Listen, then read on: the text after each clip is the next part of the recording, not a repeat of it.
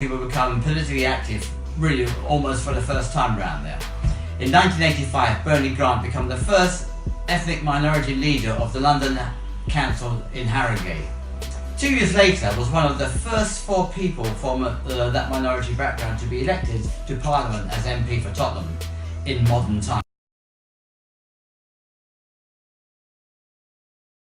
He would use as many men as required to keep the peace in Brixton.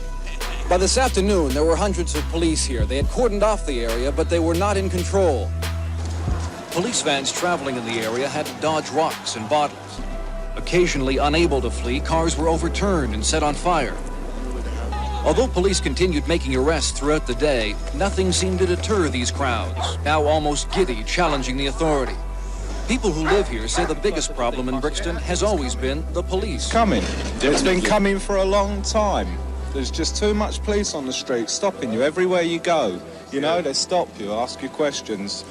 You know, if you don't give the right answers, they just wallop. You're inside. The rioting started yesterday afternoon when 2 detectives stopped and searched a taxi driver. Soon gangs appeared attacking the officers and the reinforcements that were called in. There was rioting through much of last night.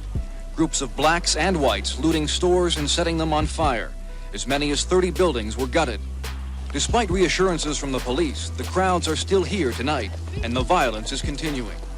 John Mackenzie, ABC News, in Brixton, in the south of London.